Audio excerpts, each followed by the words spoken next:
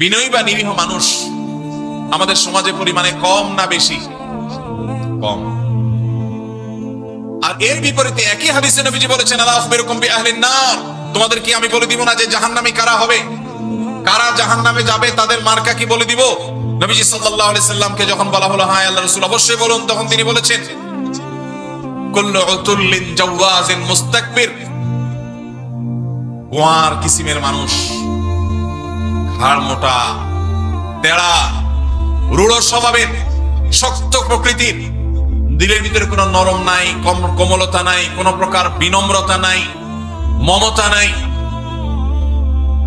যেটাকে বলা হয় শক্ত হৃদয়ের শক্ত মনের মানুষ আছে না নাই?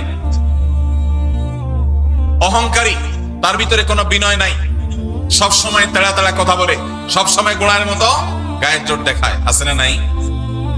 আমাদের দেশে কখনো রাজনৈতিক পাওয়ারে, কখনো টাকার জোরে, কখনো ক্ষমতার জোরে, কখনো বাপ চাচার দাপটে, মামু খালুর দাপটে মানুষ অহংকারী হয়।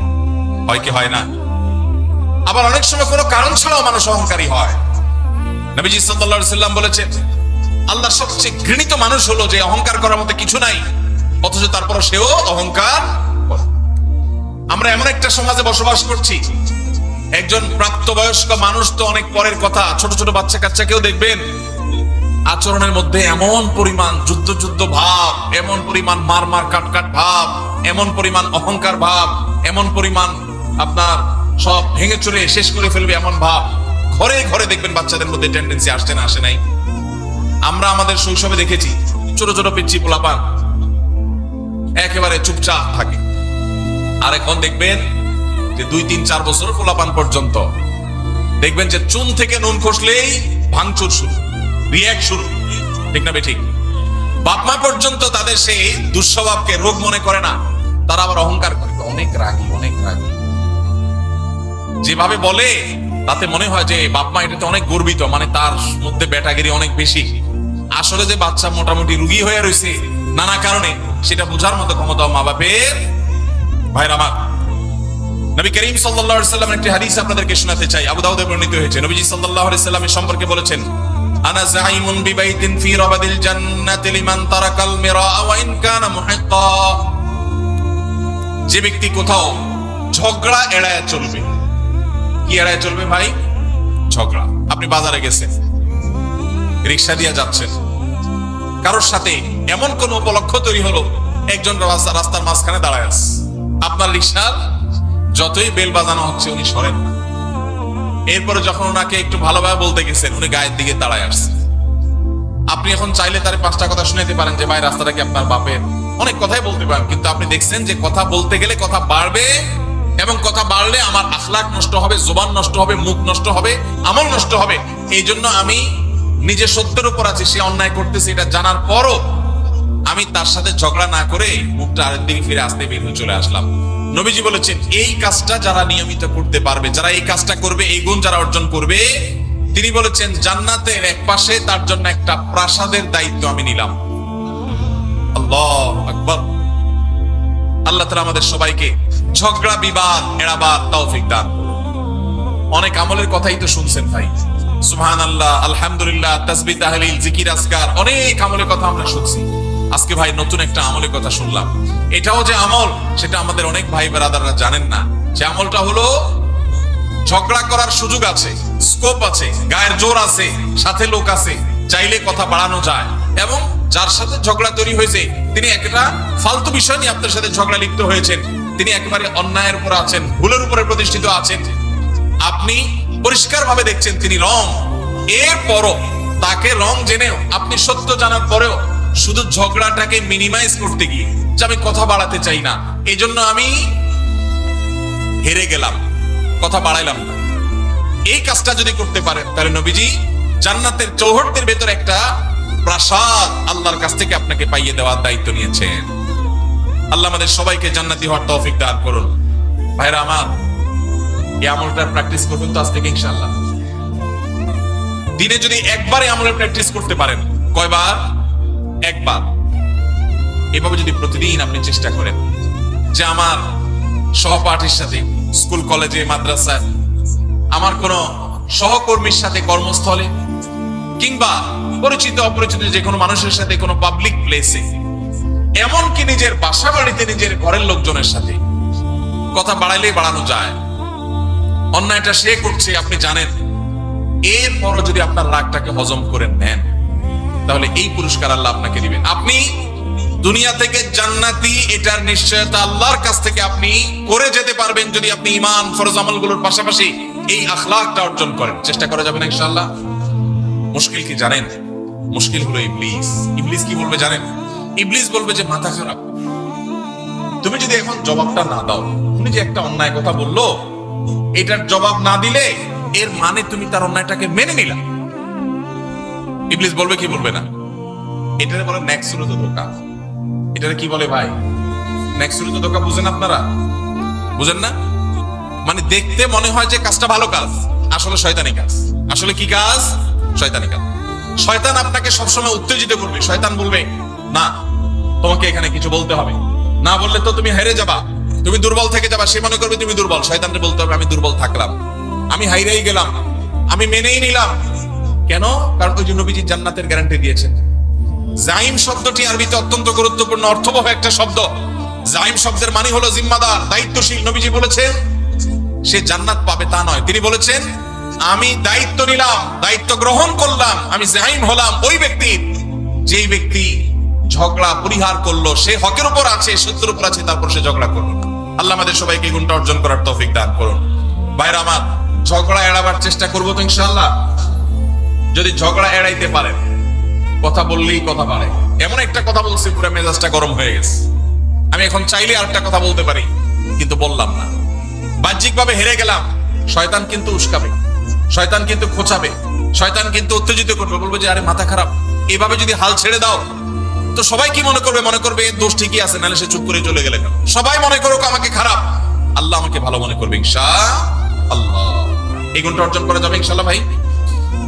একই হাদিস আবু উমামা বাহির রাদিয়াল্লাহু তাআলা বর্ণনা করেছেন, মুসনাদ সুনান আবু দাউদে বর্ণিত হয়েছে। এই হাদিসের পরের অংশে নবীজি বলেছেন ওয়া বিবাইতিন ফি ওয়াসতিল জান্নাতি লিমান তারাকাল কিযবা ওয়া ইন কানা মাযিহা। যে ব্যক্তি মিথ্যা কখনো বলে না, মিথ্যা কখনো বলে না, এমনকি রসিকতা করে, মজা করেও কখনো, দুষ্টুমি করেও কখনো সে মিথ্যা কথা বলে না। আজকাল যুবকদের মধ্যে দেখবেন দুষ্টুমি করে, হাসতে হাসতে, খেলার ছলে, বিনোদনের ছলে মিথ্যা কথা বলা, এটাকে অপরাধ পর্যন্ত মনে করছে না। মুসলমান সিরিয়াসলি মিথ্যা কথা বলবেই না, এমনকি দুষ্টুমি করে, মজা করে, রসিকতা করে মিথ্যা বলতে পারে না। নবীজি বলেছেন কেউ যদি দুষ্টুমি করেও মিথ্যা কথা বলা থেকে পরিহার করে, দুষ্টুমি করতে যাচ্ছে, মিথ্যা বলতে যাবে, আল্লাহর ভয় এসেছে, সে পরিহার করেছে, তার জন্য আল্লাহ নবী সাল্লাল্লাহু আলাইহি ওয়াসাল্লাম বলেছেন জান্নাতের সেন্টার পয়েন্টে আমি তার প্রাসাদের দায়িত্ব নিলাম। এরপরে হাদিসের শেষ অংশে নবীজি বলেছেন ওয়া বিবাইতিন ফি আলাল জান্নাতি লিমান হাসানা খুলুকাহ। যে ব্যক্তি তার আচরণ সুন্দর করবে, কি সুন্দর করবে? আখলাক সুন্দর করবে, তার আচরণটা মধুর মতো হবে, তার কথা থেকে মধু ঝরবে, সবাই তার থেকে মিষ্টতা অনুভব করবে, তার কথার মধ্যে কর্কশ ভাব থাকবে না, বেয়াদবের মতো আচরণ করবে না, অহংকারের মতো আচরণ করবে না, ঝগড়াটে স্বভাবের হবে না, বিনয়ী হবে, বিনম্র হবে, মাটির দিকে চেয়ে চলবে। সে যখন হাঁটে তখন মনে হয় যে মাটিতেও টের পাচ্ছে না। কারোর সাথে ঝগড়া হলে আস্তে করে মাথাটা নিচু করে সে সেখান থেকে চলে যায়। সবাই তাকে বোকাশোকা মনে করে, কিন্তু এই যে নিরীহ কিসিমের মানুষ, জান্নাতীর মার্কা যাদের মধ্যে সবচেয়ে বেশি, সে মানুষ সম্পর্কে নবীজি বলেছেন যে ব্যক্তি তার সার্বিকভাবে আচরণটা সুন্দর করবে, কারোর হক মারবে না, সবার হক আদায় করে দিবে, সবার যার যার প্রাপ্য পরিশোধ করে দিবে, সবার সাথে আচরণটা সুন্দর করবে, কারোর সাথে রূঢ় আচরণ করবে না, খারাপ ব্যবহার করবে না, গালমন্দ করবে না, এবং মানুষের সামনে উচ্চবাচ্য করবে না, বেয়াদবি করবে না, ঝগড়া ফাসাদ করবে না। আখলাককে যে সুন্দর করবে, আচরণ যার ভালো হবে, যার অমায়িক আচরণে এলাকাবাসী সবাই বলবে হ্যাঁ লোকটার আচরণ অমায়িক। নবীজি বলেছেন এরকম যদি কেউ আখলাককে সুন্দর করতে পারে, জান্নাতের সর্বোচ্চ শিখরে, সর্বোচ্চ মাকামে আল্লাহ তাআলা তাকে প্রাসাদ, আল্লাহর পক্ষ থেকে নবীজি প্রাসাদ পাইয়ে দিবেন ইনশাআল্লাহ। ভাইরা আমার, আমরা আমাদের আখলাক সুন্দর করবো তো ইনশাআল্লাহ। তাহলে এখানে জান্নাতের তিনটা স্তরের কথা আমরা জানলাম। নাম্বার 1, জান্নাতের এরিয়ার মধ্যে আল্লাহ নবী জান্নাতের একটা প্রাসাদের দায়িত্ব নিয়েছেন। নাম্বার 2, জান্নাতের একেবারে সেন্টার পয়েন্টে জান্নাতের দায়িত্ব নিয়েছেন, প্রাসাদের দায়িত্ব নিয়েছেন। আর জান্নাতের সর্বোচ্চ যে মাকাম বা স্তর আছে, সেই স্তরে আল্লাহ তাআলার পক্ষ থেকে আল্লাহ নবী সাল্লাল্লাহু আলাইহি সাল্লাম একটা প্রাসাদ নিয়ে দেওয়ার দায়িত্ব নিয়েছেন। এই যে তিনটা জান্নাতের স্তরের কথা নবীজি বলেছেন, এর কোনোটা দেখবেন আমাদের যে আমলগুলোকে আমরা সাধারণত জিকির আজকার, নফল রোজা, নফল নামাজ বা এই জাতীয় আমলগুলোকে আমরা একমাত্র নেকামল মনে করি, এরকম কোনোটার সাথে সম্পৃক্ত নয়। নবীজি যেগুলো বলেছেন তার সবগুলো সম্পর্ক হলো আমাদের আচরণের সাথে। কিসের সাথে ভাই? আচরণের সাথে। আজকের এই মাহফিল থেকে আচরণ সুন্দর করবো তো ইনশাআল্লাহ? আচরণ সুন্দর করবো তো ইনশাআল্লাহ? ঝগড়া করব না, ঝগড়া করব না। এই যে রমজান আসছে সামনে, একটা হাদিস আপনারা সবাই শুনেছেন, নবীজি সাল্লাল্লাহু আলাইহি সাল্লাম বলেছেন, যে ব্যক্তি রোজাদার অবস্থায় তার সাথে কেউ ঝগড়া করতে আসলো, রোজাদার অবস্থায় কেউ কি করতে আসলো ভাই? ঝগড়া করতে আসলো। যখন কেউ কথা বাড়াচ্ছে, ঝগড়া করবে, এরকম পরিস্থিতিতে সে যদি বলে ইন্নী সাইম, ইন্নী ইমরাউন সাইম, আমি রোজাদার মানুষ, আমি তোমার ঝগড়ার উত্তর দিতে পারতাম কিন্তু দিলাম না, কারণ আমি রোজাদার, রোজাদার ঝগড়া করা নিষেধ। দেখুন নবীজি সাল্লাল্লাহু আলাইহি সাল্লাম রমজান মাসে রোজা রেখে ঝগড়া না করার যেন ট্রেনিং আমরা নেই, অভ্যাস যেন করি, এই জন্য পুরো রমজান মাসে ঝগড়া নিষিদ্ধ করে দিয়েছে। অতএব ঝগড়া ছাড়ার এই অনুশীলন, এই ট্রেনিং, এই প্রশিক্ষণ, এই অভ্যাস আমরা গড়ে তুলবো তো ইনশাআল্লাহ। আল্লাহ আমাদের সবাইকে সেই তৌফিক দান করুন। ভাইরা আমার, নবী করিম সাল্লাল্লাহু আলাইহি সাল্লামের এই একটা আমল, এটা যদি আমরা নিজেদের মধ্যে আনতে পারি, আমরা জান্নাতি হয়ে যাওয়ার পথ অনেক সহজ হয়ে যাবে। আল্লাহ আমাকে, আপনাকে, আমাদের সবাইকে আমলের তৌফিক দান করুন। ভাইরা আমার, এখন আপনারা বলবেন, ভাই কোন অন্যায় কাজের বিরুদ্ধে কি আমরা কথা বলবো না? সেখানে যদি বিতর্ক হয়, সেখানে যদি দুইটা কথা বাড়াবাড়ি হয়, তাও কি আমরা করবো না? আল্লাহ তাআলা সে সম্পর্কে বলেছেন, উদউ ইলা সাবিলি রাব্বিকা বিল হিকমাতি ওয়াল মাউইযাতিল হাসানাহ ওয়াজাদিলহুম বিল্লাতী হিয়া আহসান। আল্লাহর পথে আহ্বান করতে গিয়ে, মানুষকে ভালো পথে দাওয়াত দিতে গিয়ে যদি কখনো বিতর্ক, বর্ষা, কথা বাড়াবাড়ির দরকার হয়, তাহলে সেটা সর্বোত্তম উপায় হবে ফাইযাল্লাযী বাইনাকা ওয়া বাইনাহু আদাওয়া কাআন্নাহু ওয়ালিয়্যুন হামীম। আপনার এই বিবাদ, আপনার এই মতপার্থক্য, বিবাদ তো নয়, মতপার্থক্য, এটা এত সুন্দর হবে যে যার সাথে আপনি বিতর্ক করছেন সেখানে মধুমাখা থাকবে, আন্তরিকতা থাকবে, মায়া মমতা থাকবে। আজকাল দেখবেন এক হুজুর আরেক হুজুরে জাহান্নামে পাঠিয়ে দিচ্ছে। ভাইরা আমার, ফতোয়া দিয়ে মানুষকে জাহান্নামে পাঠিয়ে দেওয়া এটা আমাদের দায়িত্ব না। আমরা যদি কারোর ভুলও ধরতে হয়, সেখানেও সত্যিকারের হিতাকাঙ্ক্ষিতা সুলভ মানসিকতা থাকতে হবে। আল্লাহ আমাদের সেই তৌফিক দান করুন।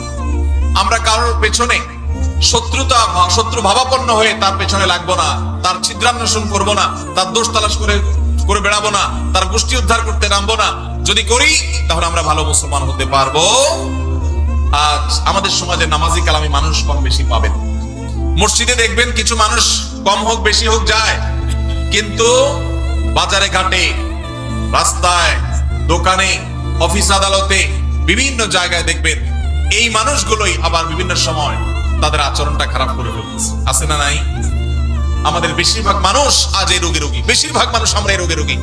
আজকের এই মাহফিল থেকে যদি একজন ভাই নিয়ত করেন, একজন যদি মনে মনে প্রতিজ্ঞা করেন, আল্লাহ যেহেতু কোরআনে তুমি বলেছো তোমার রহমানের বান্দা যারা বিনয়ের সাথে রাস্তায় চলাফেরা করে, কেউ মূর্খতা সুলভ আচরণ করলো, জাহেলের মতো একটা ঝগড়ার পথ তৈরি করে দিল, তারপরও সালাম দিয়ে এড়ায় চলে যায়, দেখেও না দেখার ভান করে, বুঝেও না বুঝার ভান করে। আল্লাহ আমি সেরকম বিনয় মানুষ হতে চাই, শান্তিপ্রিয় মানুষ হতে চাই। এই প্রতিজ্ঞা করে যদি এখান থেকে যান, আর প্রতিদিন যদি আপনি রাতে শোয়ার আগে নিজের পরীক্ষা নিজে নেন যে আমি আজকে সারাদিনের মধ্যে একটা লোকের সাথেও ঝগড়া চাইলে করতে পারতাম, কিন্তু আমি করলাম না আল্লাহর জন্য, এই এক্সারসাইজটা একবারও করছি কিনা, যদি এটা করতে পারেন তাহলে আমি মনে করবো আজকের মাহফিল সফল এবং সার্থক। আল্লাহ আমাদের সবাইকে সেই তৌফিক দান করুন। ভাইরা আমার, আল্লাহ রাব্বুল আলামিন কোরআনে কারীমে আমাদেরকে শিখিয়েছেন, যদি আমাদের কারোর সাথে কখনো কথা বাড়াবাড়ি পর্যন্ত যায়ও, তাহলে সেটা কখনো মন্দ উপায়ে যাবে না, খারাপ ভাবে যাবে না। আল্লাহ বলেছেন, ওয়ালা তুজাদিলু আহলাল কিতাবি ইল্লা বিল্লাতি হিয়া আহসান। আহলে কিতাবদের সাথে, ইহুদি খ্রিস্টানদের সাথেও যদি তোমাদের কখনো ধর্মীয় বিষয়ে বিতর্ক তৈরি হয়, তো খবরদার তোমরা বিতর্ক করবে বিল্লাতি হিয়া আহসান, সবচেয়ে সুন্দর উপায়ে। আমাদের নবী করিম সাল্লাল্লাহু আলাইহি সাল্লামের সাথে মক্কার মুশরিকদের সাথে, মদিনার ইহুদিদের সাথে আদর্শিক দ্বন্দ্ব ছিল না, কিন্তু আমাদের নবীজি কখনো মুখ খারাপ করেছেন? কি বলেন? মুখ খারাপ করেছেন, ঝগড়াঝাটি করেছেন, গন্ডগোল ফাসাদ করেছেন। আমরা ইসলামের নামে একদল আরেক দলের সাথে মারামারি লিপ্ত হইতে দেখি না। এটা কি সঠিক ইসলাম না ভুল ইসলাম? আমরা ফেসবুকে এক মতের মানুষ আরেক মতের মানুষের গোষ্ঠী উদ্ধার করতে দেখি না? এটা কি সঠিক ইসলাম না ভুল ইসলাম? আল্লাহ আমাদেরকে সঠিক ইসলাম চর্চা করার তৌফিক নসিব করুন। ভাইরা আমার, কারা কারা ঝগড়া যতটুকু করার স্বভাব আছে এটাকে কমাবার নিয়ত করেছে, একটু হাত তুলে দেখান। আল্লাহ আপনি আমাদের সবার আখলাক গুলাকে সুন্দর করে দেন। আল্লাহ আমাদেরকে আপনি শান্তিপ্রিয় মানুষ বানায় দেন। আল্লাহ আমাদেরকে আপনি আল্লাহ আপনার ওলি বানায় দেন। আল্লাহ আমরা যেন নম্র ভদ্র মানুষ হয়ে যেতে পারি সেই তৌফিক দান করেন। জান্নাতি লোকের মার্কা নিয়ে দুনিয়া থেকে যাওয়ার তৌফিক দান করেন। আজকের মাহফিল থেকে আমাদের অন্তরকে আপনি পরিবর্তন করে দেন। ভাইরা আমার, নবীজি সাল্লাল্লাহু আলাইহি সাল্লাম বলেছেন, মা দাল্লা কওমান বাদি হুদান কানু আলাইহি ইল্লা উতুল জাদাল। নবীজি বলেছেন, আমার পরে কোন সম্প্রদায়, কোন এলাকার মানুষ, কোন জাতি তারা যদি গোমরা হয় তো মনে রাখবে তাদের মধ্যে গন্ডগোল, ফাসাদ, মারামারি, ঝগড়া, বিবাদ এগুলো বৃদ্ধি হবে। এই কারণেই তারা হক থেকে বিচ্যুত হবে, গোমরা হবে। মানুষ যখন বিতর্ক প্রবণ হয়, বর্ষা প্রবণ হয়, ঝগড়া করা তার স্বভাবের মধ্যে চলে আসে, আল্লাহ হক থেকে তাকে দূরে সরায় দেন। সে হক হারিয়ে ফেলে, বিভ্রান্ত হয়ে যায়। এই জন্য ভাইরা, জান্নাতে যাওয়ার যদি প্রত্যাশা থাকে তাহলে মাটির মানুষ হতে হবে, গোয়ার নয়, অহংকারী নয়, বিনয়ী হতে হবে। সমাজের মানুষ বলবে একটু বোকাশোকা, কিন্তু আল্লাহর কাছে আপনি চালাক। সমাজের মানুষ বলবে একটু বেকুব, কিন্তু আল্লাহর কাছে আপনি বুদ্ধিমান। আল্লাহ আমাদের সবাইকে সেই মানুষ হওয়ার তৌফিক দান করুন। সবাই চেষ্টা করবো তো ইনশাআল্লাহ। আল্লাহু আকবার। আমরা যদি এই মাহফিল থেকে ডক্টর খন্দকার আব্দুল্লাহ জাহাঙ্গীরের মতো আখলাক নিয়ে যেতে পারি। আপনারা দুইবার এই মাহফিলে, এই মাঠ থেকে স্যারের আলোচনা শুনেছেন। এর আগে অনলাইনে, অফলাইনে, আগে পরে আপনারা শুনেছেন।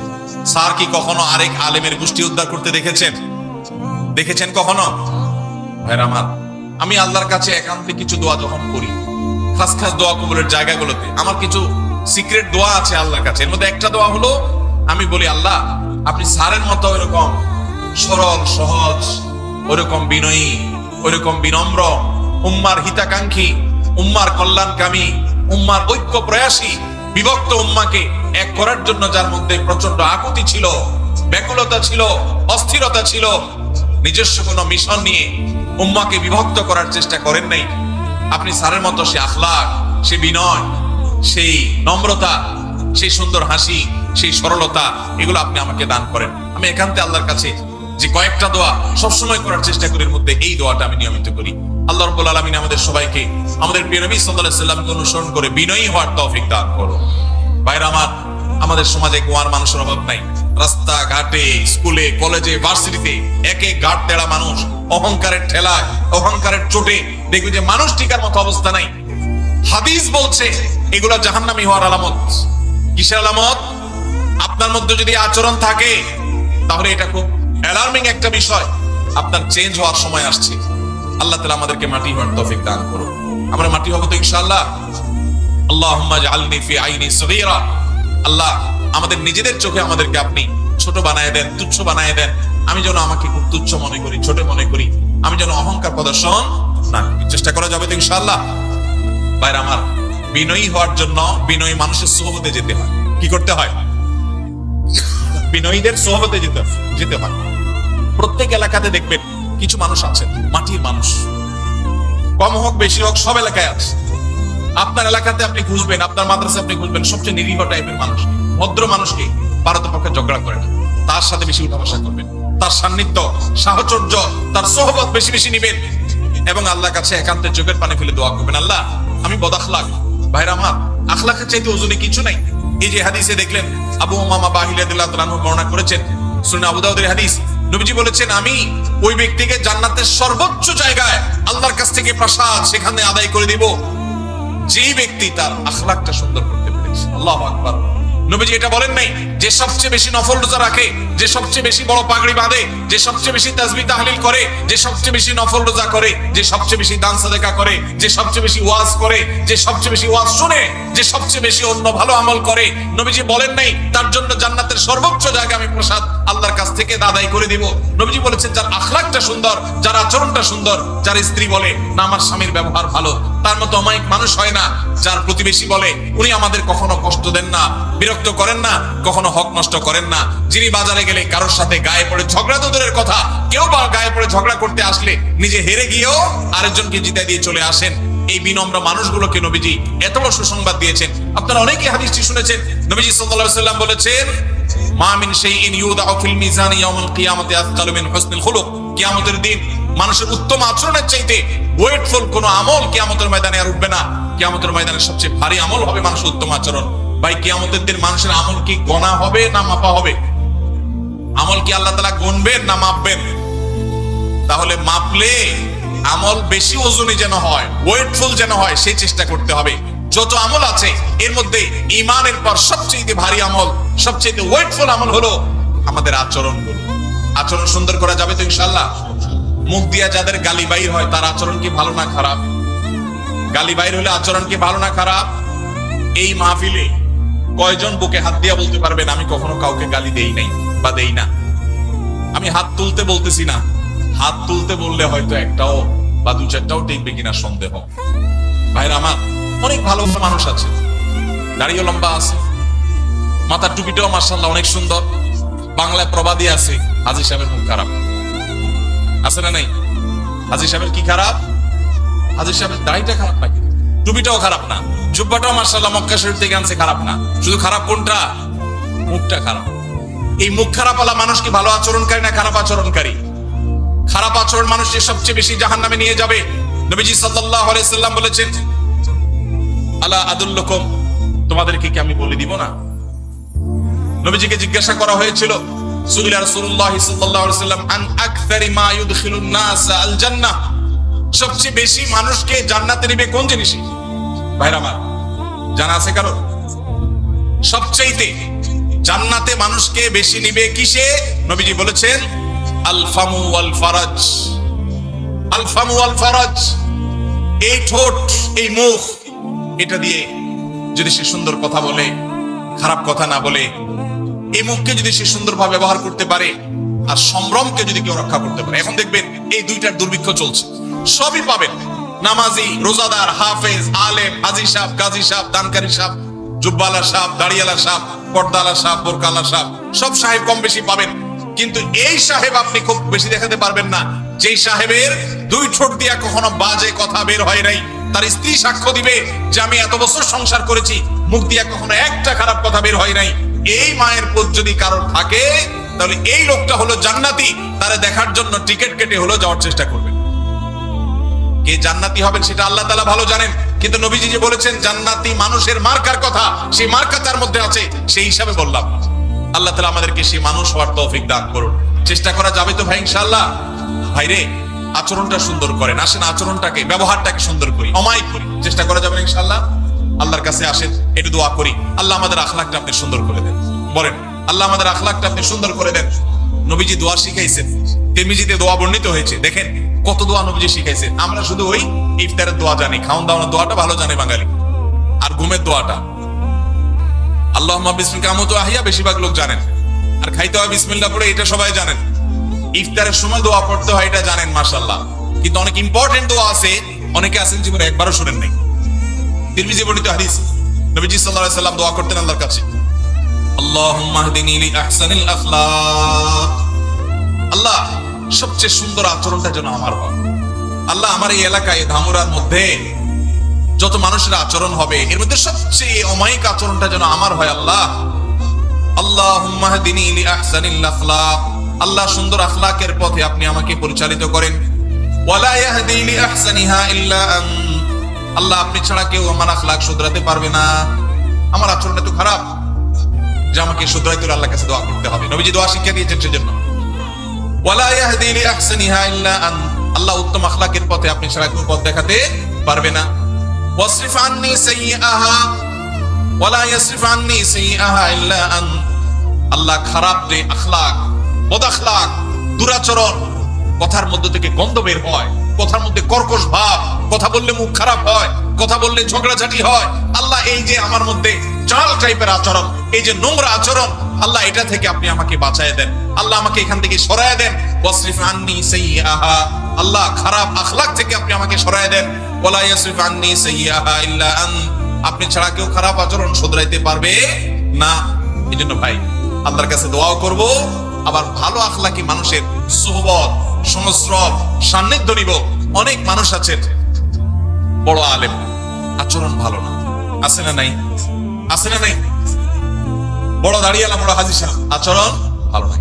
আবদার রেখে গেলাম, আবেদন রেখে গেলাম, আমরা যেন উত্তম আখলাক, বিশেষ করে ঝগড়া মুক্ত বাংলাদেশ গড়তে পারি। চেষ্টা করা যাবে না ইনশাআল্লাহ? আমরা কি ঝগড়া সহ বাংলাদেশ চাই না ঝগড়া মুক্ত বাংলাদেশ চাই?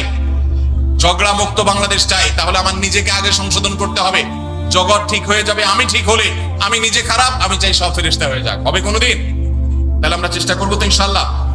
যত জায়গায় আপনি বাসে উঠছেন, বাসের পাশে সিটালার সাথে একটা ঝগড়ার ইস্যু তৈরি হয়েছে। কি হয়েছে? নাইট কোচে যাচ্ছেন, সামনের সিটে বসা, উনি ওনার সিটটাকে চেয়ার কোচে ডাউন করে দিছে, এমন ডাউন করে দিছে একবার আপনার বুকের উপর এসে পড়ছে। ঝগড়া করার ইস্যু তৈরি হয়েছে না হয় নাই? সুন্দর করে যদি তাকে বুঝায় বলতে পারেন আলহামদুলিল্লাহ। আর যদি দেখেন যে না তিনি ভুল বুঝতেছেন, বলবেন ভাই সরি, ঠিক আছে থাক, আমার কোনো আপত্তি নাই ভাই, কষ্ট হচ্ছে, তারপর আপনি মেনে নিবেন, আপনি ভালো মুসলমান হতে পারবেন। আর যদি বলেন এই মিয়া সোজা করবেন নাকি আঙ্গুল বাঁকা করবো, হ্যাঁ ভদ্র মানুষের ভাত নাই না, চিনছেন আপনি আমি কে, তাহলে বুঝবেন আপনার লক্ষণ খারাপ। আপনার লক্ষণ, এটা ছোট লোকের আচরণ। এটা কার আচরণ? আর বড় লোকের আচরণ হলো ভাই আপনি রাগ করেন না, সরি ভাই, আপনি মনে কিছু করছেন ভাই, ঠিক আছে ভাই থাক, দরকার নাই, এই যে আমি মাইনে নিলাম, এটা হলো ভালো মানুষের। আল্লাহ আমাদেরকে ভালো মানুষের গুণ অর্জন করার তৌফিক দান। ভাইরা যে সমস্ত প্রশ্ন আসছে অনেক হয়েছে, আমি প্রশ্নগুলো উত্তর সংক্ষেপে দিয়ে যাই। সাইফুল্লাহ ভাই আপনি কষ্ট করে একটু কাজ করে খান। বিসমিল্লাহ। নিচে ইফতার করার পর যদি বিমান আকাশে উড়ে এবং উপরে উঠার পর সূর্য দেখা যায়, তাহলে সেই রোজা কি পুনরায় রাখতে হবে? খুবই দরকারি প্রশ্ন, বিশেষ করে আমাদের প্রবাসী ভাইদের জন্য গুরুত্বপূর্ণ। সুন্দর ভাই, এই প্রশ্ন আমার ফাঁকিবাজ ছাত্র ভাইয়ের প্রশ্ন। আপনাদেরকে একটা মার্কা দেই, মার্কা একটা আলামত দেই, ফাঁকিবাজ ছাত্র বোঝার একটা আলামত। হুজুরদের কাছে যেসব ছাত্র প্রশ্ন দিবে, হুজুর কোন আমল করলে পরীক্ষার খাতা একেবারে ফরফরায় লিখতে পারবো, সহজে লিখতে পারবো, একটু কলম পড়া দেন হুজুর, ফু দিলে জানে কলম একেবারে গুলির মতো চলতে থাকে। এগুলো বেশিরভাগই ফাঁকিবাজ ছাত্রদের আলামত। ভালো ছাত্র যারা, তারা পড়ালেখা করে ঠিকঠাক মতো, আবার আল্লাহর কাছে দোয়া করে যায় পরীক্ষা দেয়, শেষ। আর ফাঁকিবাজ যারা, সে তো জানে পড়ালেখা করে নাই, টোটো করে ঘুরে বেড়াইছে, এই জন্য হুজুরের কাছ থেকে কলম পড়া, এটা সেটা দুনিয়ার ডানে বামে বিভিন্ন পথে যায়। এই জন্য পরীক্ষা ভালো হওয়ার আমল কি যদি বলেন, আমি বলবো পরীক্ষা ভালো হওয়ার আমল হলো পড়ালেখা বেশি করে করা, সুন্দর করে করা, ভালো করে করা। এটা হলো পরীক্ষা ভালো হওয়ার আমল। ফাঁকি ঝুঁকি করবেন আর একটা দোয়া পড়লে সব ফাঁকি ঝুঁকি বাদ হইয়া পরীক্ষার খাতা সব লিখতে পারবেন আর সব পানির মতো সহজ প্রশ্ন চলে আসবে, এরকম কোনো আমলের কথা আমার জানা নেই। ইসলাম অলসদের জন্য না, ইসলাম পরিশ্রমীদের জন্য। নবীজি আল্লাহর কাছে পানা চাইতেন, আল্লাহুম্মা ইন্নী আউযু বিল আজজি ওয়াল কাসাল, আল্লাহ আপনার কাছে আমি অলসতা থেকে পানা চাই। আপনি অলস থাকবেন আর বলবেন আমি শুয়ে থাকবো, আল্লাহ আমার মুখে খাবার পাঠায় দেন, এরকম কোনো আমল আমার জানা নাই। অতএব ভালো করে পড়ালেখা করবেন তো ইনশাআল্লাহ ছাত্র ভাইরা, মনোযোগ দিয়ে পড়াশোনা করবেন এবং আল্লাহর কাছে দোয়া করবেন, আল্লাহ ইনশাআল্লাহ সাকসেস করবেন। আস-সুন্নাহ ফাউন্ডেশন যে এত বড় বড় সেবার কাজ পরিচালনা করে, এত টাকা কোথায় পান? ভাইরা আমার, আস-সুন্নাহ ফাউন্ডেশনের অনেক কার্যক্রম আপনারা দেখেন অনলাইনে অফলাইনে বিভিন্ন ভাবে। মূলত একটা প্রজেক্ট বাস্তবায়ন করতে আমরা যে পরিমাণ টাকা খরচ করি, অনেকে মনে করেন এর চাইতে অনেক বেশি টাকা লাগে। আমাদের দেশে রাষ্ট্রের সম্পদ যদি অপচয় তসরুফ না হতো, তাহলে এই দেশ শুধু রাষ্ট্রের যে সম্পদ খরচ করা হয় ওইটা দিয়েই রাষ্ট্রশূন্য হয়ে যেত, খুব বেশি কিছু লাগতো না। শুধু দুর্নীতি বন্ধ করলে, অপশাসন বন্ধ করা গেলে, অপচয় বন্ধ করা গেলে, রাষ্ট্রের টাকাকে যদি আমানত মনে করে কর্তা ব্যক্তিরা প্রতিটা টাকা চিবিয়ে রস করবে, যেরকম বের করে নিজের পকেটের টাকাটা, ওইরকম রাষ্ট্রের টাকাটা যদি আমানত মনে করে খরচ করতো, তাহলে যে পরিমাণ টাকা রাষ্ট্র খরচ করে তাদের রাষ্ট্রের আসলে তেমন কোনো সংকট থাকার কথা। আমরা ক্ষুদ্র সেবামূলক কাজ করে আমরা দেখেছি যে একটা প্রজেক্টে 20-50 লাখ টাকা দিয়ে কত যে কাজ করা যায়, কত যে পরিবারকে স্থায়ীভাবে তাদের দারিদ্র্য বিমোচন করা যায়, অথচ শত শত হাজার কোটি টাকা চলে যায় আমাদের ছোটখাটো প্রজেক্টে। তো সেইগুলা যদি আমরা রোধ করতে পারতাম তাহলে আসলে টাকা অনেক বেশি লাগতো না। আস-সুন্নাহ ফাউন্ডেশন যে শত শত কোটি টাকা নিয়ে বসে আছে আর খরচ করে আসলে তা কিন্তু না। মূলত প্রথমত আল্লাহর বরকত, দ্বিতীয়ত হলো আমাদের একটা দীপ্ত শপথ আছে, সেটা হলো নিজের পকেটের টাকা খরচ করতে এত চিন্তা করব না, মানুষের দানের টাকা খরচ করতে যতবার চিন্তা করব। এবং আল্লাহর ফজলে সেজন্য আল্লাহ তাআলা বরকত দেন। এবং সেই সাথে যেই টাকা আসে তার সবই হলো আপনার সাধারণ মানুষের টাকা, একেবারে মাস পিপল, একেবারে সাধারণ মানুষের যে টাকা, সেটা দিয়ে সুন্নাহ ফাউন্ডেশন চলে আলহামদুলিল্লাহ। আপনারা যারা যুবকরা আছেন, এলাকায় সেবামূলক কাজ করতে চান, অনেকে চান কি চান না আপনারা অনেকে হয়তো বলবেন, ভাই আপনার ফাউন্ডেশন থেকে কিছু আমাদেরকে শীতবস্ত্র পাঠিয়ে দেন, কিছু টাকা পয়সা দেন, কিছু আমাদের ত্রাণ দেন, আমরা এলাকায় কাজ করি। যুবকদেরকে বলতে চাই, আপনারা যদি এলাকায় সেবামূলক কাজ করতে চান, আপনার এলাকায় সেই সব সেবার কাজ শুরু করে দেন যেগুলোতে টাকার দরকার হয় না। এরকম কাজ আছে না নাই? আপনার এলাকাতে একটা রাস্তা ভাঙা, আপনারা 4-5 যুবক মিলে সেই রাস্তাটা, ভাঙা রাস্তাটা মেরামত করে দেন শারীরিক পরিশ্রম করে। সম্ভব কি সম্ভব না? আপনি যখন এই কাজটা করবেন, আল্লাহ আপনাকে এর চেয়ে বেশি কাজ করার তৌফিক দান করবেন। এরপরে প্রশ্ন, ইসলামে নারীদের সাক্ষী পুরুষের সাক্ষীর চেয়ে দুর্বল কেন? অর্থাৎ দুজন মহিলার সাক্ষী একজন পুরুষের সাক্ষীর সমপর্যায়ের কেন? বিষয়টি বুঝিয়ে বললে ভালো হতো। ধন্যবাদ। দেখুন, ইসলামে বিভিন্ন চুক্তি, লেনদেন, কায় কারবার, এগুলোর সাক্ষ্য দেওয়ার ক্ষেত্রে দুইজন নারীর সাক্ষ্যকে একজন পুরুষের সাক্ষর সমান ধরা হয়েছে। এখন সঙ্গত কারণেই প্রশ্ন আসলো যে পুরুষ একজন সাক্ষ্য দিলে যেই কোনো লেনদেনে, যে কোনো কাজ কারবারে সেটা একজনের সাক্ষ্য হিসেবে বিবেচিত হবে, কিন্তু মহিলা যখন সাক্ষ্য দিবে তখন দুইজনেরটা একজন পুরুষের সমান কেন হবে? মহিলা কি মানুষ না? কত মহিলা আছে পুরুষের চাইতে আমলের দিক থেকে আরো ভালো, আছে না নাই? অনেক পুরুষ আছেন যিনি পুরুষের চাইতে বেশি আল্লাহর প্রিয় বান্দা। তাহলে সেক্ষেত্রে সাক্ষ্য দেওয়ার ক্ষেত্রে নারীর অর্ধেক কেন? এর উত্তর হলো, ইমাম মুহাম্মদ রহমতুল্লাহ আলাই, ইমাম আজম আবু হানিফা রাহমাতুল্লাহ আলাইহির একজন ছাত্র, ইসলামের ইতিহাসের একজন বড় ইমাম, ইমাম মুহাম্মদ রহমতুল্লাহ আলাই, তিনি বলেছেন, যেহেতু সচরাচর চুক্তি, কাজ কারবার, বাহিরের লেনদেন, এগুলোতে নারীরা উপস্থিত থাকে না, সচরাচর মেয়েদের উপস্থিতি সেসব জায়গায় থাকে না। একটা চুক্তি হচ্ছে, একটা লিখিত হচ্ছে, সেখানে মহিলাদের উপস্থিতি সাধারণত কম থাকে, পুরুষরাই থাকে। যেহেতু তাদের উপস্থিতিটা সচরাচর থাকে না, অতএব তাদের কেউ যদি সাক্ষ্য দেয় তাহলে ব্যাপারটা একটু স্ট্রং করার দরকার আছে, কারণ তার তো থাকার কথা না, কিভাবে সাক্ষ্য দিল? সেজন্য এটাকে স্ট্রং করবার জন্য আরেকজন নারী সাক্ষ্য যখন দেয় তখন সেই স্ট্রংনেসটা চলে আসে।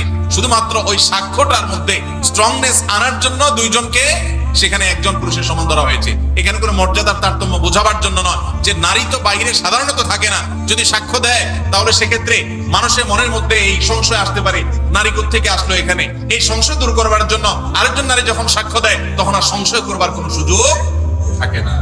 তাহলে এখানে মর্যাদার কোনো পার্থক্যের জন্য এটি করা হয়নি, এটা মুহাম্মদ রহমতুল্লাহ বলেছেন। আর অনেক ইমামগণ অনেক ব্যাখ্যা দিয়েছেন।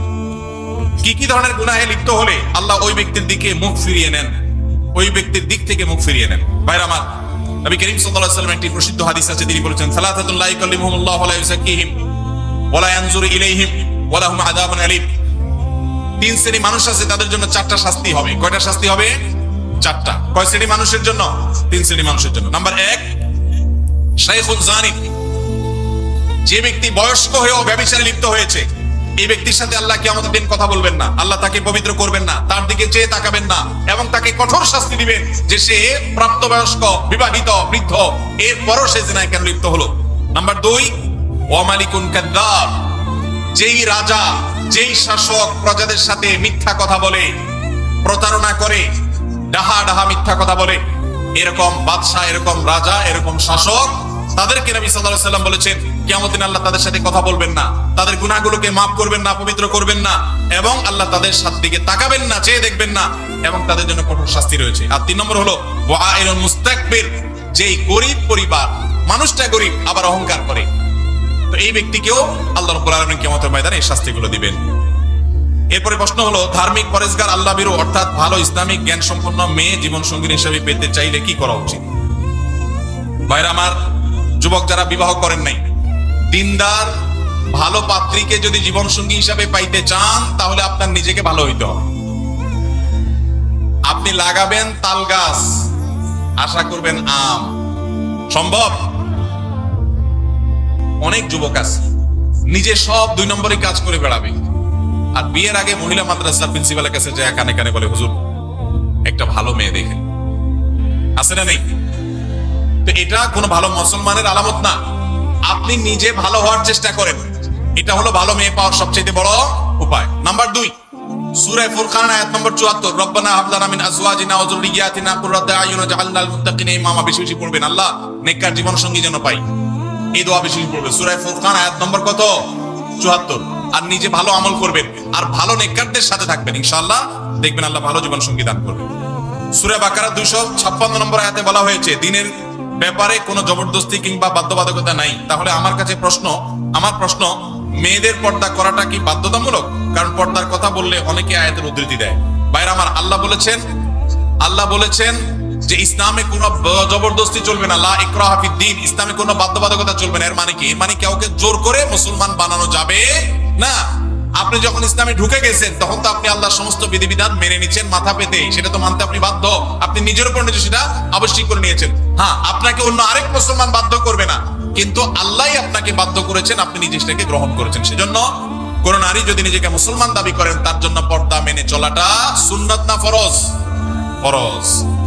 2 বছর আগে একটি মেয়ের সাথে বিয়ের কথা হয়েছিল, এখন কোনো কারণবশত হয় নাই, মাঝে কথা বন্ধ ছিল। 2 মাস আগে বাড়ির সব জানাই, আবার এখন ফ্যামিলি ভাবে কথা হয়, খোঁজ খবর নিয়ে আব্বা রাজি না এখন, কিন্তু মেয়ে নাকি আমাকে এখন খুব পছন্দ করে।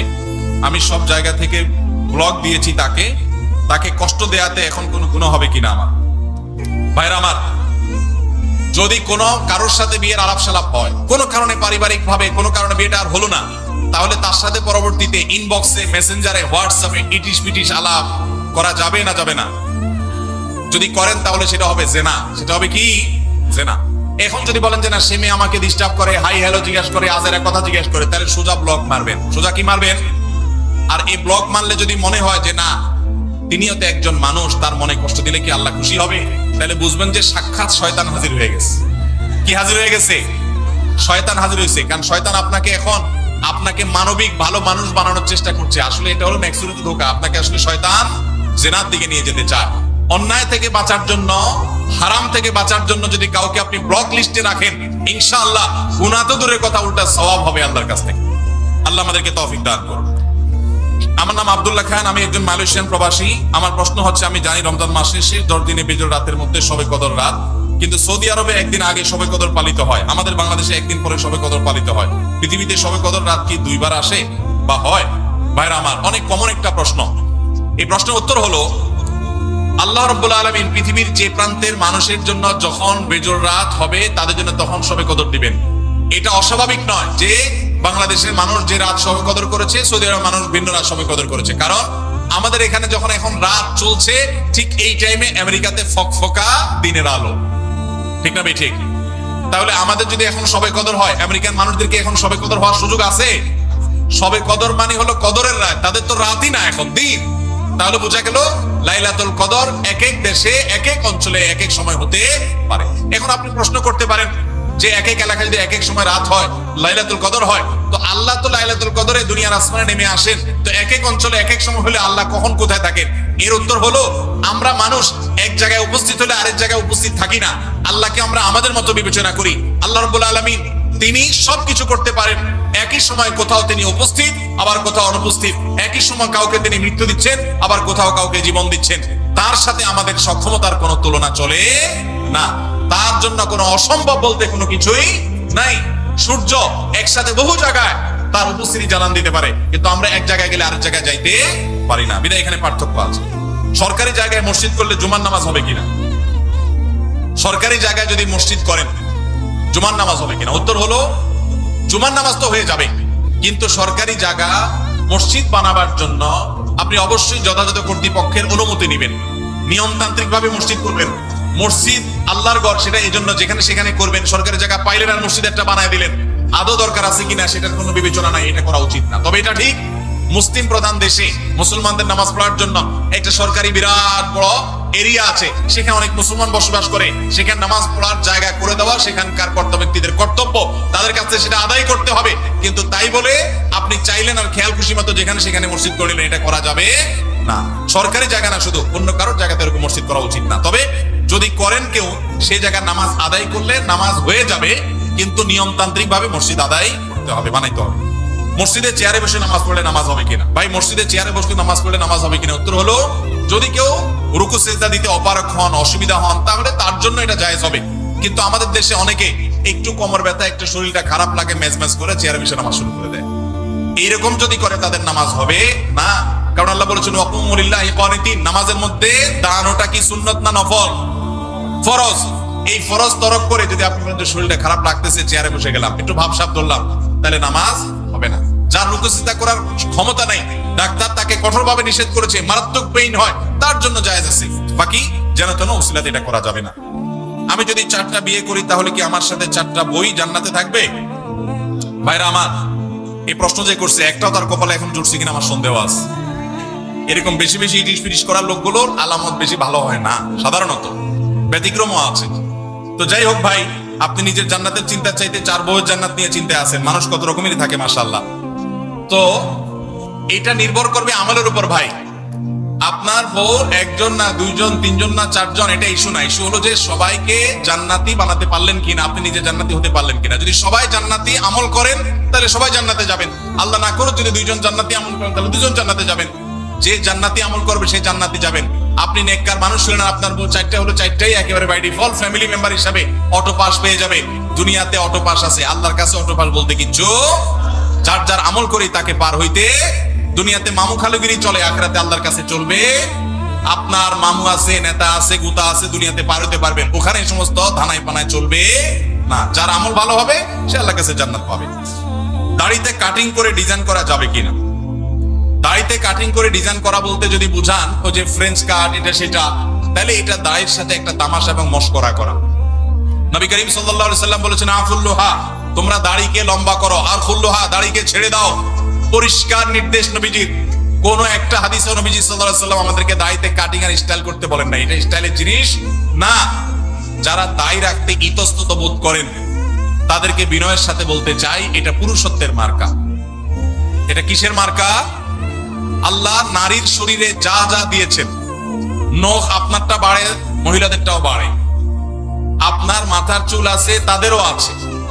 আপনার শরীর অঙ্গ প্রত্যঙ্গে যেখানে যেখানে যা যা আছে, লোম, অবাঞ্ছিত, সব তারও আছে। শুধু 2টা জিনিস, দাড়ি আর গোপ, এগুলো নারীকে আল্লাহ দেন না, আল্লাহ আপনাকে দিয়েছেন। এই জন্য গোপটা ছোট ছোট রাখা আর দাড়ি লম্বা রাখা, এটা পুরুষত্বের আলামত। এখন আপনি যদি বলেন যে আমি হিজড়া হয়ে যাব, তাহলে আমার কি করার? আল্লাহ আমাদের ভাইদেরকে হেদায়েত দান করুন। এটা পুরুষত্বের মার্কা, এটা রাখতে কোনো কার্পণ্য করা উচিত না। আমরা অনেকে জাতে ওঠার জন্য দাড়ি রাখতে চাই না। তবে দাড়ি যদি কেউ আমাদের কোনো ভাই কেটে ছোট রাখে, আমরা তাকে অ্যাপ্রিসিয়েট করি, আলহামদুলিল্লাহ আমার ভাই শুরুটা করে দিয়েছে, আল্লাহ তার দাড়িটাকে বড় করার তৌফিক দিবেন ইনশাআল্লাহ। মোহতারাম, বয়স 22, অনার্স 2য় বর্ষের ছাত্র, পড়ালেখার পাশাপাশি জব করে নিজের খরচ চালাতে পারি। একটা মেয়েকে পছন্দ করি, তাকে বিয়ে করতে চাই, কিন্তু বাবা মাকে অনেক বললেও রাজি হয় না। তাদের কথা লেখাপড়া আগে শেষ হোক, আমি যোগাযোগ যদি রাখি মেয়ের সাথে, তাহলে আমার পিতা মাতাও কি গুনাহের ভাগীদার হবে কিনা? ভাইরা আমার, এই পরিমাণ প্রশ্ন এই রিলেটেড, এটা সাইফুল্লাহ ভাই বাইসা দিয়ে দিছেন মানে ভালো প্রশ্নই দিছে। আমি ভাইকে দোষ দিচ্ছি না, আমি বলতেছি এরকম প্রশ্ন 20টা আসলে একটার উত্তর দেওয়া লাগে। এখানে অনেক বাবাজিরা আছে, গ্রাম এলাকা, একটু মনোযোগ দিয়ে শুনেন আল্লাহর রাসূল। এই যুগে বহু মুরব্বীরা, বহু বাবাজিরা, বহু চাচিরা তাহাজ্জুদ পড়তে পড়তে কপালে দাগ ফেলে দেওয়ার পরও শুধু জাহান্নামে যাবে ছেলেকে সময় মতো বিয়ে না করার কারণে। আল্লাহ তাআলা কোরআনে কারীমে বলেছেন, ওয়া আনকিহুল আয়ামা মিনকুম ওয়াস-সালিহিনা মিন ইবাদিকুম ওয়া ইমামিকুম ইয়াকুম ফুকারা আয়ুগনিহিমুল্লাহু মিন ফাদলি। ভালো করে শুনে রাখেন আয়াতটা। আল্লাহ বলেছেন, তোমরা তোমাদের অধীনস্থদেরকে বিবাহ শাদী দাও, উপযুক্ত হওয়ার পর তাদেরকে বিবাহ শাদী করাও। এই আয়াতের শেষাংশটা দেখেন কত ইন্টারেস্টিং। আল্লাহ বলেছেন, ইয়াকুনু ফুকারা, তারা যদি গরীব হয়, অভাবীও হয়, ইউগনিহিমুল্লাহু মিন ফাদলি, তুমি বিয়ে করাও, আল্লাহ তাআলা তাদের অভাব দূর করে দিবেন। এরপরও যদি বাপমারা, চাচা চাচিরা, আপনারা যদি ছেলে মেয়েদেরকে হাইকোর্ট দেখান সকাল বিকাল, যদি বলেন যে পায়ের উপরে দাঁড়াও, নিজের পায়ের উপরে দাঁড়াও, ছেলেকে আরেকজনের পায়ে দাঁড়ানো, তার নিজের পায়ে দাঁড়ায় আছে। ঠিক ঠিক করা পাবলিক ভাইরা, আপনাদের ওয়াজ আছে, শুধু ঠিক ঠিক মাহফিলে এসে চিল্লাইলে হবে না, মাঠে ময়দানে কাজ করতে হবে। কাজের বেলায় ঠন ঠন, শুধুমাত্র চিরকুট দেখাই দিবেন আর বাবারে আমি ফুসলা ফাসলা বিয়ে করে দিব আপনারে। এত সহজ মনে করছেন কেন? বাবাদের কথা তাদের জন্য প্রযোজ্য। বাবাদের মায়েদের বিয়ে দেয়াতে কার্পণ্য করা উচিত না। ছেলে যদি ডাল ভাত জোগাড় করার মতো ব্যবস্থা থাকে তাহলে দেরি করবেন না। অনেক মা বাবা আছেন এর ব্যাপারে কার্পণ্য করেন। কত জেনা ব্যভিচার হচ্ছে। এই যুবক যে প্রশ্ন করেছেন খুবই প্রাসঙ্গিক। তিনি যেটা জানতে চেয়েছেন, হ্যাঁ, তিনি তো জব করে ফ্যামিলি চালাইতে পারেন। এই দেখেন, চালাইতে পারার পরও বাপ মা বিয়ে দেন না কেন? কারণ এখনো গাড়ি হয় নাই, এখনো বাড়ি হয় নাই, এখনো দোতলা হয় নাই, এখনো তিনতলা হয় নাই, এখনো হান হয় নাই, এখনো তান হয় নাই, এখনো সরকারি চাকরি হয় নাই। এগুলো সব ছোট লোকের চিন্তা। মুরব্বীদের বলতেছি, বাবাজিরা, দুনিয়ার খোঁজ খবর তো রাখেন না। দুনিয়া এখন ফেসবুকে চলে, ইউটিউবে চলে। আপনাদের আমলে এসব ছিল না। আপনার বাপে যদি আপনার 25 বছর বয়সে বিয়ে করায় থাকে, আপনার ছেলেকে আপনার 20 বছর বিয়ে করানো জরুরি। কারণ আপনার আমলে এত ফিতনা ছিল না, এখন যত ফিতনা আসছে। যুবকদের চরিত্র যে ধ্বংস হয়ে যাচ্ছে। যুবক যে প্রশ্ন করেছেন খুবই প্রাসঙ্গিক প্রশ্ন। কোন যুবক, কোন যুবতী বাপ মার ঢিলামির জন্য যদি দেরি করে বিয়ে করায়, তাহলে এই যুবক যত পাপ কাজে লিপ্ত হবে, এই যুবক নিজেও অপরাধী হবে, তার বাপ মাও অপরাধী হবে। আল্লাহ আমাদের মুরব্বীদের হেদায়েত দান করুন। ভাইরা আমার, আমি এর আগে বিভিন্ন জায়গায় বলেছি, আল্লাহ তাআলা আমাকে এই বয়সে নানা বানিয়েছেন, আলহামদুলিল্লাহ। আমি কমপ্লিট নানা হয়ে গেছি, আলহামদুলিল্লাহ। খুব শীঘ্রই আল্লাহ চাহেন তো দাদাও হয়ে যাবে ইনশাআল্লাহ। আমার বয়স কত? খুব বেশি। আমি নানা হয়ে গেছি, আলহামদুলিল্লাহ। আমার জগতের কাজ গোছানো শেষ। অনেকে আছে 50-55 বছর বয়স, পোলার বয়স 3-4 বছর নিয়ে ঘুরে। কেন? কারণ বিয়ে করছে আদা বুড়া হওয়ার পর। আমরা সময় মতো বিয়ে করেছি, সব গোছগাছ করা কমপ্লিট, এর বলে বাপের বেটা। আর বেশিরভাগ মানুষ এখন দেখা যায় নিজের পায়ে দাঁড়ানোর নাম করে বিয়েকে পিছাইতে পিছাইতে পিছাইতে বুড়া হয়ে আসে, তারপর বিয়ে শাদী করে। অতএব যুবক ভাইদের চরিত্র হেফাজতের জন্য মুরব্বীদের উপরে ফরজ। ভালো করে শুনে রাখেন, যে যুবক প্রশ্ন করেছেন সেই যুবককে বিয়ে করানো তার বাপ মার উপরে ফরজ, ফরজ, ফরজ। এই ফরজ তো রক্ষার কারণে বহু মুরব্বীরা জাহান্নামে যাবেন। সমাজ ব্যভিচারে ভরে গেছে। শয়তান যুবকদের বিভ্রান্ত করছে। তাদের চরিত্রকে হেফাজত করবার জন্য বিয়ে করেন। আল্লাহকে ভয় করেন, তাদেরকে বিয়ে করার ব্যবস্থা করেন। 3 রাকাত নামাজে 5-7 বার হাই আসে, কিন্তু সারাদিন রাতে একবারও আসে না। এখন করণীয় কি? ভাইরা আমার, হাই আসার একটা বিশেষ কারণ আছে। সেটা হলো সাধারণত সেহেরের রোগী, ব্ল্যাক ম্যাজিক যেটাকে বলা হয়। আজকাল আধুনিক যুগের অনেক মানুষ আছেন যারা ব্ল্যাক ম্যাজিক বিশ্বাস করেন না। একটা হলো হাতের ভেলকি, যেটাকে জাদু করেন। ওইটা তো চোখের ভেলকি, হাতের ভেলকি, সেটা ভিন্ন বিষয়। কিন্তু জাদুকে অস্বীকার করলে ইমানই থাকবে না। কোরআনে আল্লাহ তাআলা সেহের সম্পর্কে বহু আয়াত নাযিল করেছেন। আর জাদুর বাস্তবতা বোঝার জন্য আপনার শুধুমাত্র সত্যানুসন্ধানে দৃষ্টি থাকা দরকার। আপনি একটু তাকালে দেখতে পাবেন যে কিভাবে আল্লাহ তাআলার কোরআন কাজ করে মিরাকলের মতো। শুধু জাদুর রোগীকে যে ট্রিটমেন্ট করা হয়, কোরআন দিয়ে রুকিয়া করা হয়, এটা দেখলে আপনার ঈমান বেড়ে যাবে। তো এখন জাদুর রোগীদের অনেক সময় হাই বেশি আসে। হাই অহেতুক কোনো কারণ ছাড়া দেখবেন হাই তুলতে থাকে অসংখ্য। বিশেষ করে কোরআন তেলাওয়াত করলে এবং নামাজে দাঁড়ালে অস্বাভাবিক পর্যায়ে হাই আসা, এটা বেশিরভাগ ক্ষেত্রে সেহেরের আলামত হয়ে থাকে। আবার অনেকের সাধারণ অবস্থাতেও আসে। আবার অনেক সময় শরীর অলস থাকার কারণে, অনেকদিন না ঘুমিয়ে থাকার কারণে হাই আসে। অনেকে নামাজে অলসতা আসে, সেটাও হয়, কিন্তু সেহেরের কারণে অনেক সময় হয়। সেজন্য সেহের কারণে হলে কোন রাকির কাছে শরণাপন্ন হবে। আমাদের এলাকা ফজরের আজানের আগে কিছুক্ষণ গজল জিকির করার পরে বিসমিল্লাহ বলে আজান শুরু করে। এটা কতটুকু সুন্নাহ? ভাইরা আমার, আজানের আগে কোনো বিসমিল্লাহ বলতে হবে না।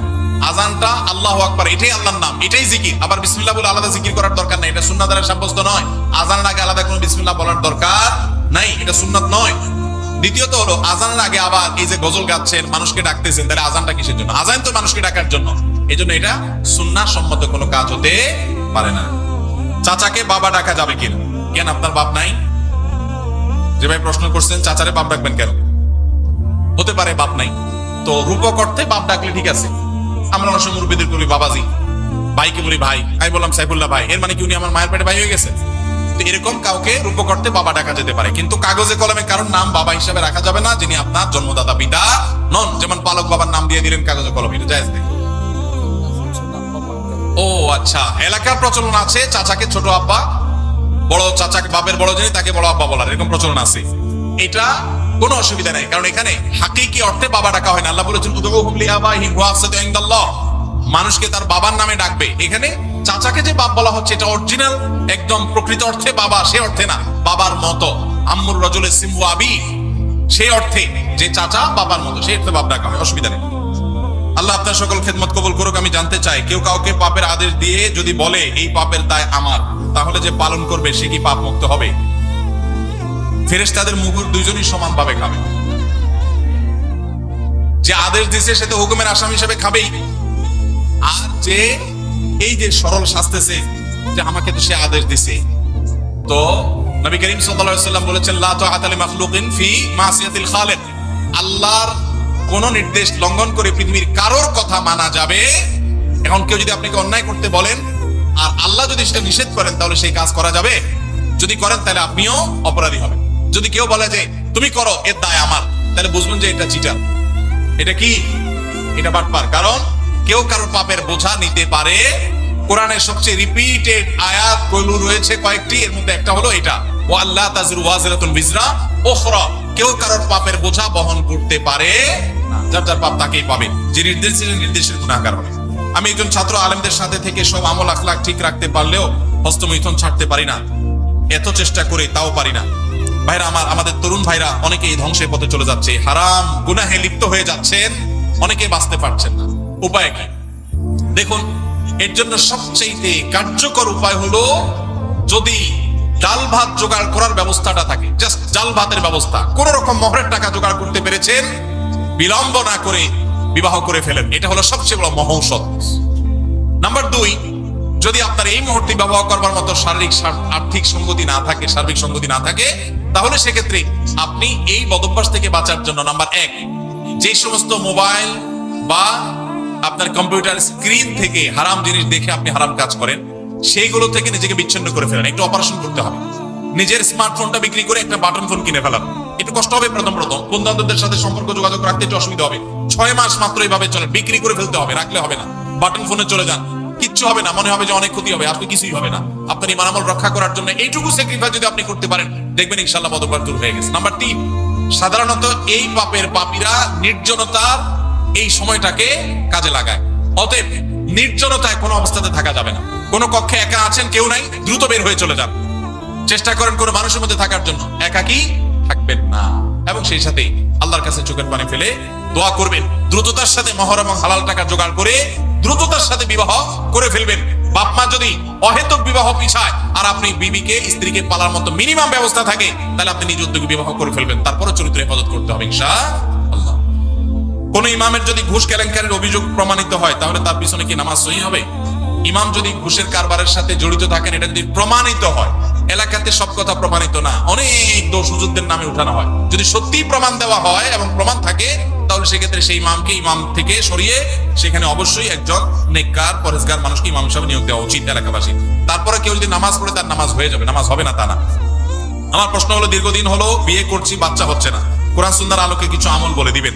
যাদের বাচ্চা হচ্ছে না তাদের জন্য ইব্রাহিম আলাইহিস সালাম এবং জাকারিয়া আলাইহিস সালামের কয়েকটা দোয়া কোরআনে আল্লাহ বর্ণনা করেছেন। নাম্বার 1, রব্বি হাবলি মিনাস সলিহিন, রব্বি হাবলি মিনাস সলিহিন। এমনকি যারা এখনো বিবাহ করেন তারা এখন থেকেই দোয়া করতে পারেন, রব্বি হাবলি মিনাস সলিহিন, আল্লাহ আমাকে নেক সন্তান দান করুন। 1।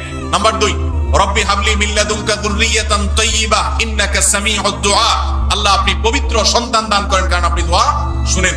নাম্বার 3, রব্বি লা তাজআলনি ফারদা ওয়া আনতা খায়রুল ওয়ারিসিন, রব্বি লা তাযারনি ফারদা ওয়া আনতা খায়রুল ওয়ারিসিন, আল্লাহ আমাকে একা রেখে দিবেন না, আপনি সর্বোত্তম ওয়ারিস। 3টা দোয়া শিখিয়ে দিলাম, এগুলো বেশি বেশি করে পাঠ করবেন। আর একটা জিনিস মানুষ মাথায় রাখবেন, আল্লাহ যদি সন্তান নাও দেন, আল্লাহর এই ফয়সালা আমরা খুশি না খুশ? আল্লাহ যদি একটা সন্তান দেন আর বিকলাঙ্গ হয়, তার চাইতে না দিলে ভালো না খারাপ? অতএব আল্লাহর ফয়সালাকে মেনে নেওয়ার মানসিকতা থাকতে হবে।